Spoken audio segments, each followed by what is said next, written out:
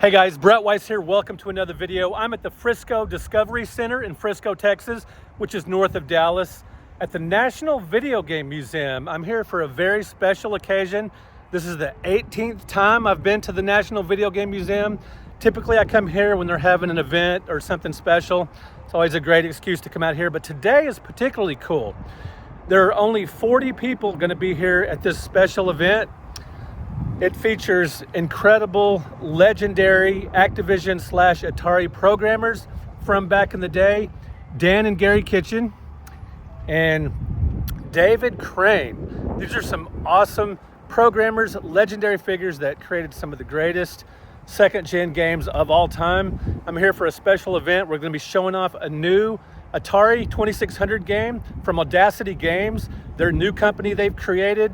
Now, their games are really special because they only use tech that was available to them back in the late 70s and early 80s. None of these newfangled tricks that some of these homebrewers are doing. Anyway, this is a very special event. Now, the reason I'm here is not because I'm special. It wasn't a special invitation thing where, hey, Brett's a relatively local guy and, semi-well-known in the retro gaming community, nothing like that. I just got lucky. They posted on Facebook that it's first come, first serve, and to email them if you want to attend this event. And I just happened to be on Facebook at the time. And so yeah, I got my email in, so I'm gonna be one of 40 people in here checking out this brand new forthcoming Atari 2600 game. Gonna check out gameplay footage of that. And I'll just film a little bit around the museum with some Atari related stuff and just see what there is to see. Maybe get a conversation in with a couple of the programmers or whatever I can find, guys. Join me for this special event. Thanks for watching.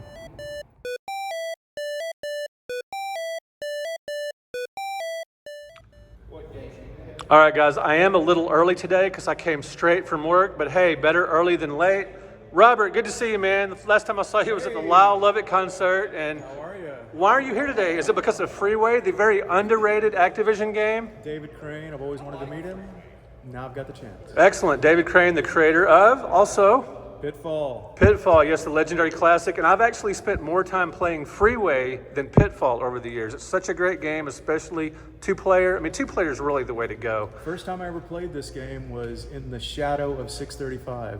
And if you look at the instructions, one of the roads that they're trying to cross is LBJ. Yes, I've noticed that in the instruction manual, and I've commented on that before because in the game, it looks nothing like the real highway, but they all look the same. Yeah, but you've got to love the authenticity of having real road names. I think that's so freaking cool. The traffic as we played the game, we were that close to the road. That is such a fun game. My kids grew up playing that game. My daughter started calling it the chicken game. And we had a lot of fun together. And like I said, I mean, do you prefer one player or two player on Freeway? Both. It's brilliant. Two player games are always better. Yeah. But this game is so good by itself. A one player game, it still works. I don't know about always, because Contra, I would rather play that by myself, but I know your vibe. Two player games are awesome. The thing about Freeway is, now, some people say, oh, it's a ripoff of Frogger, but both games were in production at the same time. I don't know if you knew that, but that's what I've heard, that's what I've read. And it's a little more simplistic than Frogger, but it's just a great action game. Typical arcade style excellence from Activision. Groundbreaking for the 2600. It did things that really opened your eyes at the time, just like Pitfall. Yeah, it looked great, had crisp graphics, and a ton of fun. All right, thanks, man. Appreciate you. All right, guys, the excitement builds. We are headed inside. Let's see what there is to see. Now, if you've never been to the National Video Game Museum, it's 10,000 square feet of all kinds of gaming goodness, and they've got things with hardcore gamers in mind, like prototypes and rarities, and also the usual suspects like Donkey Kong and Pac-Man. Great place, and they have the world's largest Pong machine. All right, guys, right off the bat, it's the legendary Garry Kitchen. And he programmed the Atari 2600 version of Donkey Kong. 2 screens. I think it's a lot of fun. So Garry, what brings you out to Frisco, Texas today? Well, we're coming by the museum. We are on the board of advisors, and we have been involved with this since it launched. And we're actually in town for the Austin Game Fest this weekend. So we came in a few days early, and John and the folks here at the museum wanted to have an event. Yeah. Well, this is a great opportunity to get a little one-on-one time because there's just 40 people here. They cut it off at 40 people, first come, first serve. I was really glad I happened to see it. And so yeah, and I'll see you in a couple of days at Classic Game Fest. But I had a question for you that I've never asked. Okay. When I discuss your work, I do talk about Donkey Kong a lot because I think that's a very underrated port. It's a lot of fun. What is your favorite original game you've ever done? The one you feel like holds up the most, the one that you're most proud of? Oh God, so hard. It's like picking a favorite kid? Yeah. Probably Keystone Kapers. Oh man, brilliant platformer, ahead of its time. What about that do you think, what's so special about that game? You know, it just, everything worked.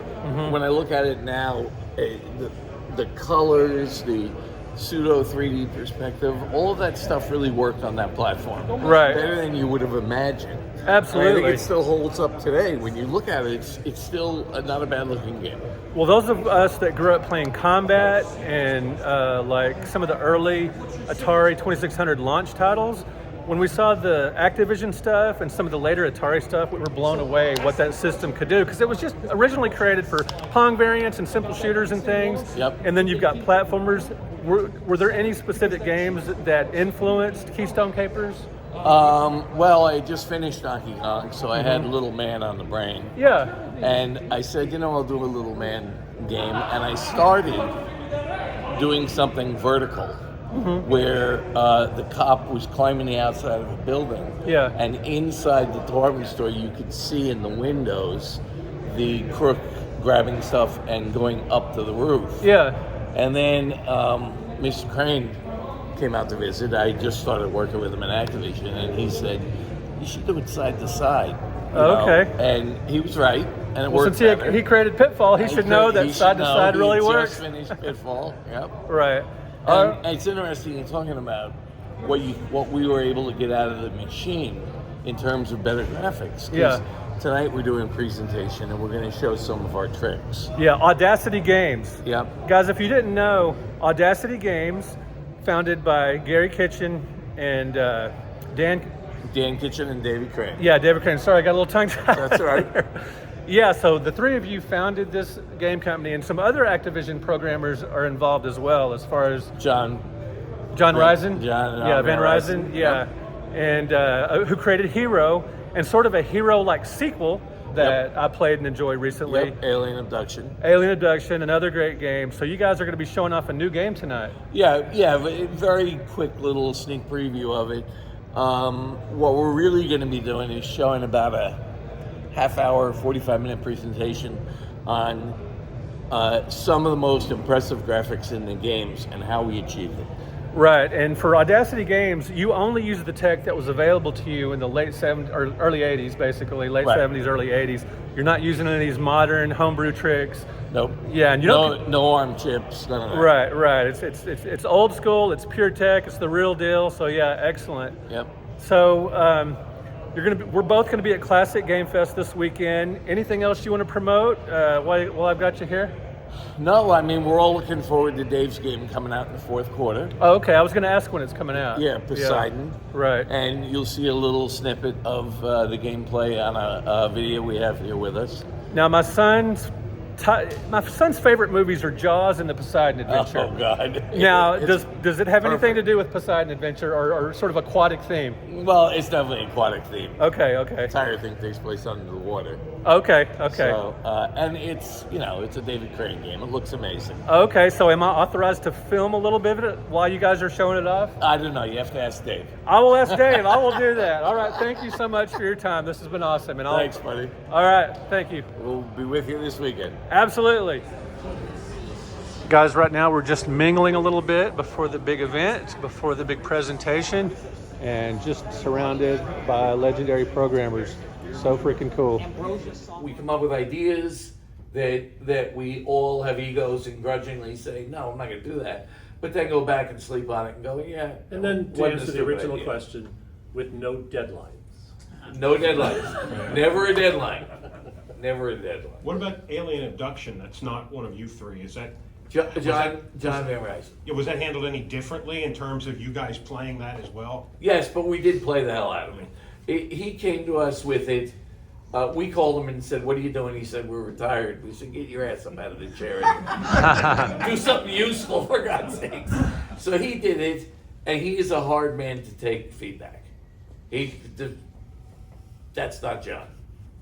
What the fuck is his favorite phrase? And I apologize for saying that. but that John, has his own mind. But we did give him feedback, and we played it. And Dave spent a particular amount of time working with John, and we got it to where we liked it. Dave actually implemented some of our feedback because John didn't want to implement some of the feedback. And then we gave it to a lot of our testers and said, "We're trying to figure this out. What do you think?" And to a person, they came back and said, "We really like it. It's really hard. And if you like a really hard game, you like that game." Yeah. So it may not be our taste. It was too hard for me, but they really liked it. Hero is widely considered to be one of the best 2600 games ever made. Yeah. And this is a spiritual successor to Hero, and it's Hero in space. And Hero was done in our office. He didn't do that in the vacuum. He was sitting at the cubicle next to me the entire time. And we worked with him and played it, and it came out great because he had to impress us and the guys on the West Coast. And he had to really push the envelope, and he did. So, we will do games with other people, as long as they can achieve the quality we want, no matter how long it takes. I searched forever to find a copy of Hero, and I finally did. And I think even just a year or two ago, I finally got it. I think I paid $60 for it. My wife raised her eyebrow, Wow. and I show her all the time. I'm like, "Honey, that game's now worth over $100." Yeah. But I sit there and I play it. It's a great game. It's not worth over $100 because you're never going to part with it. No, never. it'll end up at a Goodwill or an estate sale for my daughter. Try getting the Hero patch. Try to buy Oh. that. No, yeah. That one, right, John? That one's a few $100. I have to ask you a question. My friend down in Houston who couldn't make it up is going to kill me. And I agree with this question. I mean, I agree at least from my point of view. There was an Atari Activision lawsuit, and as a member of the game industry, I'm thankful it played out the way it did. I think the history was changed. At least, again, I wasn't there. Maybe it wasn't that serious. Maybe it was super serious. But this lawsuit, when it happened, do y'all want to explain it probably better than I can? I guess what I'm curious is, what he wants to know is, were y'all ever asked to sell? Was there ever a temptation to quit? How did y'all push through that and win that? Well, it was only this guy. We hadn't joined Activision yet, so we weren't involved. So at Atari, I'll try to be somewhat brief. We found out that the four of us who lunched together, kind of a clique, had been responsible for 60% of Atari's revenues in the past year. And Atari had made $100 million in revenues, and we were making $25,000 salaries. And we said, "Look, you've got 65 people in this department, and the four of us are responsible for 60% of your sales. We must be doing something right. We must be good at this." And the guy said, "Don't even use the word royalty. We want to talk to the president, You're no more important to us than the guys on the assembly line who put them together, because if they didn't put them together, we wouldn't sell any, right?" That was his logic. All part of the team. Yeah.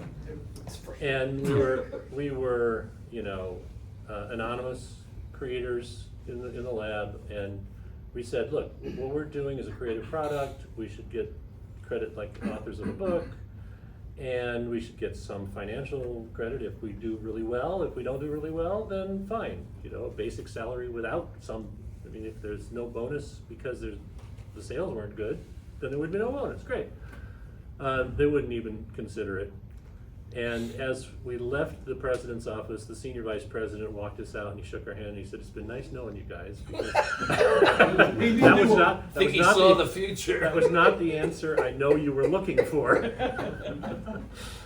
But so we left Atari, and we left with just the shirts on our backs. And in California and pretty much everywhere probably, you cannot be prohibited from pursuing your craft.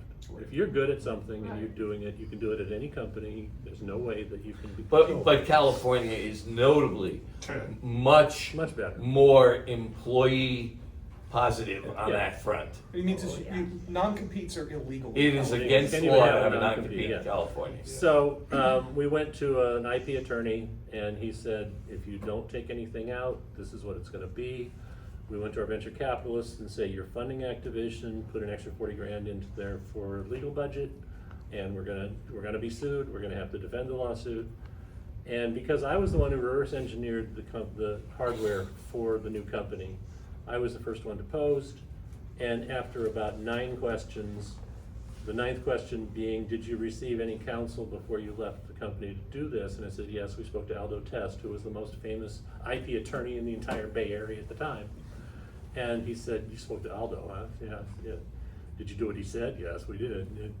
And so the questions then started turning around into, and you didn't like take any manuals out or anything, did you? I said, no, of course we didn't. Yeah.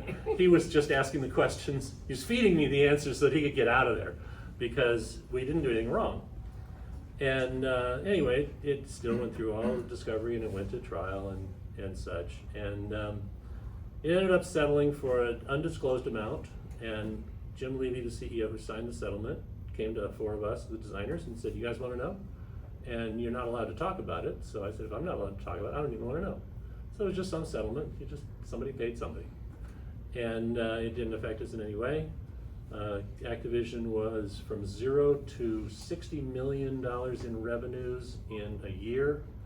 With 60 employees, we did 60 million in revenues, and built up to like 350 million in 2 or 3 years. Fastest growing company in Silicon Valley, prior to Compact. Compaq. Yeah. So yeah, it had really no effect. But Atari, they had no realization that it was helping them, because if you have a console and you get support from other people, it's actually better for you to have more people supporting your standard. Our first trade show, Atari took out a full-page ad that says, we disagree with anyone who would leave a company and steal company trade secrets and all this kind of stuff. They didn't mention us by name. And I remember Levy reading it, and he said, it's all true, I agree with that too. I'd say that too. We disagree with anybody doing all those illegal things. We didn't do any of them. So yeah, it was a complete non-issue, except we had to pay some legal fees. And after that, they finally learned. I mean, everybody's heard of Activision at this point, but we created Activision with a couple of founding principles. One was that a designer should get credit for his creative work in a video game in the same way that author of a book would get credit, or a movie, or whatever. And 2, that you don't have to own or sell a console to make video games for a console. We became the first third-party publisher of video game software. And first party is Sony makes games for the Sony system, and back then Mattel made games for their Intellivision system. Atari made it for the Atari system, their first party. We became the first third-party publisher. And I was speaking to 600 people at Game Developers Conference a few years back, and I said, how many people work for a third-party publisher? Everybody. Yeah. Except for the guys in Sony who standing against the wall over there. They didn't raise their hands because they make games for Sony, because they're at Sony. So yeah, the answer to the question is, it was never a question. I mean, I remember Levy he told his mother about it, his aged mother, that he was sued for $40 million. And she said, $40 million? That would break you, wouldn't it? And I said, yeah, of course it would, but we did nothing wrong. Question back there? Yeah, actually, when I think about the beginning of Activision, the commercials always come to mind, and is at the end, developed by. Yeah. That always struck me as a major thing. Yeah, it was. I could say, did that make you rock stars in the game world, or how did that affect you personally? It made us rock stars to, 8 to 13-year-olds. It's worse than that. It's 12-year-old boys. 12-year-old boys. That was it. I remember I moved into a new neighborhood, didn't buy a mansion, I just bought a house. And I move in, and maybe I'm in there for a week, and I roll my garbage can down to the street, and there's a kid next door who's maybe 14 years old, and he comes over and says, hi, I live, I'm Jason, I live 2 doors down. And I said, okay, nice to meet you. And I go to walk away. He goes, can I ask you a question? I said, yeah. He said, did you know you have the same name as a famous video game designer? And I said, no, I didn't know that. Well, Becky. I want to just give you an anecdote. All right. I remember when I was 8 years old, or in that age bracket, and I went to the store and I saw a brand new game called Fishing Derby, but it didn't say Atari. So I was afraid that this may not work on my Atari, Yeah. because even though it said so. And I actually called the customer service line at Atari, and the person there said, if you put that cartridge in your Atari, it will void your warranty. That's They great. tried every underhanded thing they could. That's They great. told our I- distributors that if they carried Activision, they wouldn't be given games from Atari. You know, they did all those underhanded things. That is fabulous. I think you, Yep, you I may still have, remember the phone conversation, because she says, oh no, if you even put that thing in your cartridge machine, we will void your warranty, your Atari will break, it's so, please don't do that, it's not, only buy a Dan and Atari. I had a similar thing. I went to the store and I saw this game skiing. And I took it home and I called Dan. I said, you gotta come over. A bunch of morons put out a game for the Atari. Can you imagine anybody doing a game besides Atari? It's gotta be the biggest piece of junk I've ever seen. Dan comes running over, we sit there in front of the TV, got our popcorn ready to start laughing. Turn it on and go, what the hell? It's a good game. It was a hell of a good game. Similar experience, but since you asked whoever asked the question, it was really kind of rewarding to go and see our games in the store the first time. Yeah. All right. Yeah. So we heard from our distributor that they had just sold to this little company called Electronics Boutique that happened to be in Valco Fashion Center, right? And we go and we walk in and we see, and he is unpackaging. I mean, what do they call it on YouTube now? The unboxing video. He is cutting open the box and he's pulling it open. He'd opened one of them. There was the catalog. Catalog shows what other games we're selling, and on the back was our pictures, right? And he was holding the catalog as we walk in his door, and he goes like this. He goes, because we were all four of us walking in together, right? And he became a lifetime friend, and anytime we needed wholesale. Well, wait, let me tell you an anecdote like that. And I just have to say this because I have spent 45 years hearing about how bad the Donkey Kong cartridge is. And every day. So, but I know a lot of people love it too, but you always have the haters, right? So I actually remember we worked on it, Dan with me in the basement of our little house in New Milford with pipes in the ceiling because it was an unfinished basement. And I finished it and I got it out. And a September came. This is like June 1st when I got it out. And I heard it was in the store. So I don't know if you remember this. You and I and maybe my wife went to Sam Goody's music Goodies. because they carried video games too. And this is God's honest truth. I walk in, it's on a TV behind the register, yep, right? Register. There had to be 50 people around that register, Yep. all staring up at it, just like amazed. We used to go to that Sam Goodies and see the games we just finished playing in public Yeah. on that. Yeah. And I felt so good that number one, the game was out. Number two, clearly there wasn't one person standing there who was going to turn around and say, it's missing 2 levels. Nobody said that to me. They loved the game and they bought it it's a ridiculous volume. So to all the naysayers, the hell with you. In answer to your rock star comment, I remember going to Chicago CES in a limousine. They would take us in limousines. And I was at a light with the limousine, big black stretch with the windows open. And a car pulls up next to us and these 2 guys in there. And one guy looked at each other and said, "Hey, how does a punk like that get to ride in a car like that?" And I looked at him, I said, "I make video games." And the car sped off. So how much of a challenge after you broke off was it to stand up a development environment? What did you work with? I mean, did you have money to go out and buy a mainframe? Oh, no. Well, yeah, we had budgeted for PDP-11, but they were on back order for months. I And used so, an Apple II. So did I. Yeah, so did I. You and me both. We used an Apple II. So it turns out that this Hamilton Avnet, who sells circuits, chips and things, had one on their floor, and it was a 5 years old model, and it was the 11T03, and we wanted an 11/40, I think, or something is what we were trying to get. And so we placed our order for that, and then we bought the 11T03 right off of their counter, and that was a pain. It was running some old operating system, and then we installed a cross assembler for 6502 that was written in Fortran. Oh, It was God. running in Fortran Awful. on the T03, Oh, God. whatever.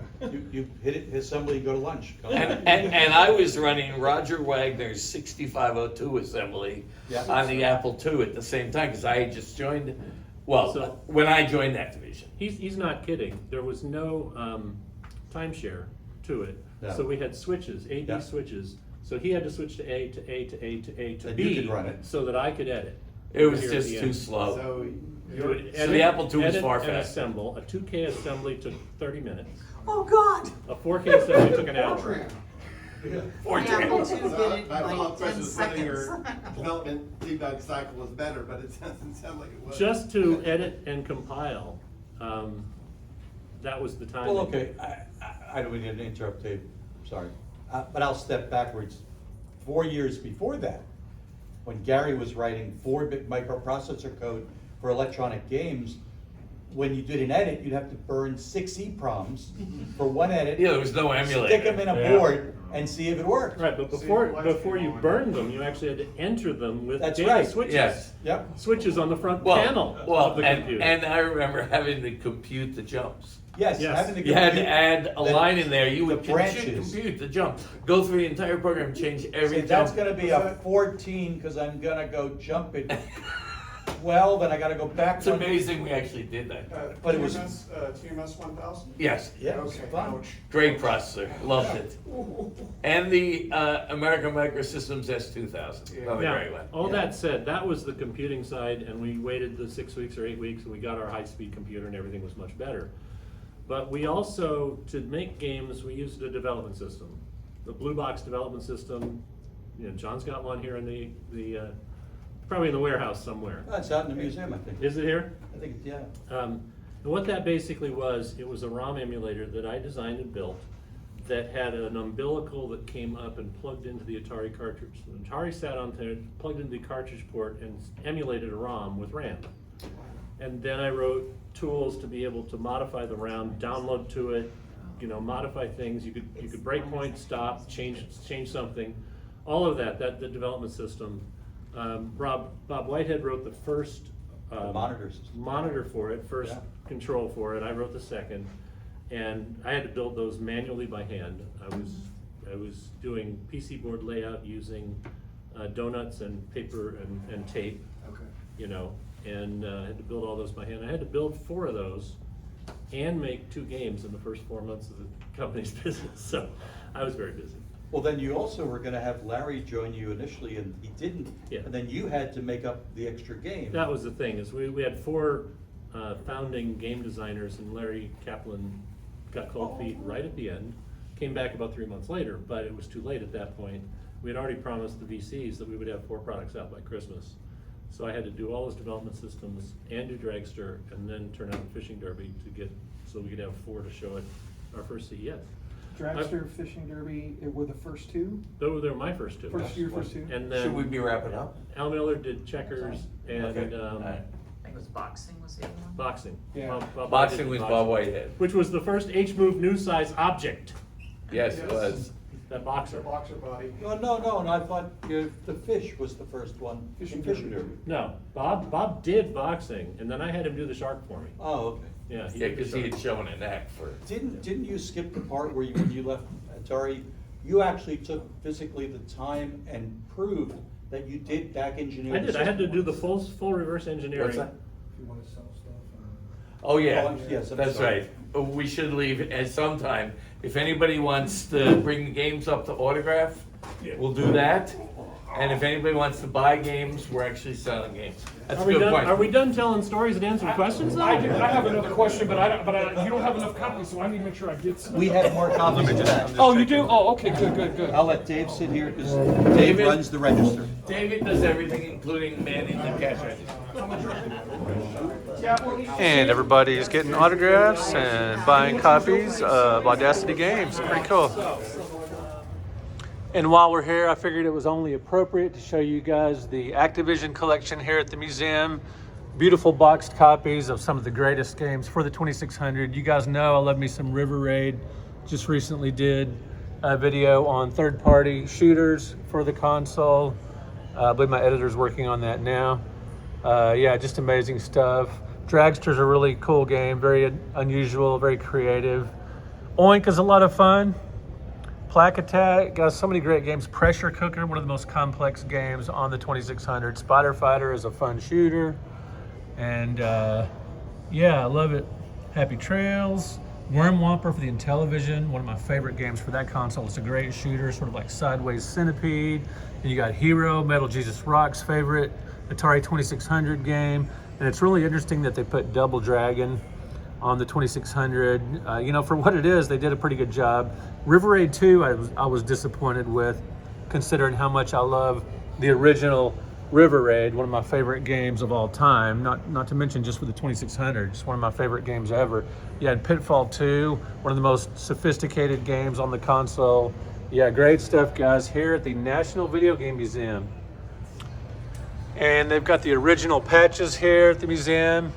A lot of these are very hard to find today, and if you look on eBay, you're definitely going to see some high prices for these. Back in the day, if you scored high enough, you took a picture of your TV screen and you sent it into Activision, and they would send you a patch through the mail free of charge. Really cool way to get people interested in their games and to keep playing them over and over again to try to beat your high score and beat the score that they, predetermined that would be difficult. And yeah, check out this belt buckle for Stampede. Man, this is really cool. And as I mentioned, they do have the world's largest Pong machine. And I actually played the 8-bit guy on this machine a few years ago, and there's a video on my channel showing this. Pretty great. It actually plays really well, shockingly enough. And hey, computer space. And guys, leaning further into the Activision theme for the day, they've actually got some really rare prototypes here.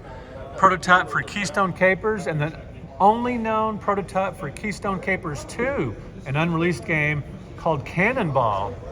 Yeah, that was to be the sequel to Keystone Kapers, but it never got released. And then down here, you've got a prototype for River Raid, and one for Mega Mania for the 5200. Wow, truly incredible, truly rare. And check it out, there's a prototype for Decathlon as well. And Zenji by Activision. Because that's the only thing those drives. And there's Dan in action signing my copy of Casey's Gold. Awesome, I appreciate it, Dan. Of course, Brett, thank you. All right, so what did you get signed?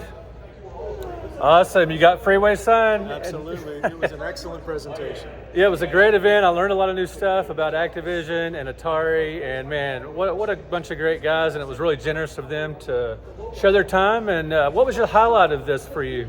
Reminded me how they created the current environment. Third parties wouldn't exist, and the Atari 2600 was a POS until they got involved and showed what it could do. That's debatable. They definitely amped it up a notch, but amazing. The graphics and the gameplay, the arcade-like gameplay, and the deep elements of the games like Pitfall and stuff, And they amazing. still love the details. They still care about every little aspect of the game. Absolutely. I got my copy of Casey's Gold signed by Dan Kitchen, and I'm really excited about that. And yeah, so we'll wrap it up. Guys, let me know in the comments if you're a big Activision fan. What is your favorite Activision game on the Atari 2600? Let me know. Freeway is a great one. It's not my favorite, but I do love it. Signing off, guys. Thanks for watching.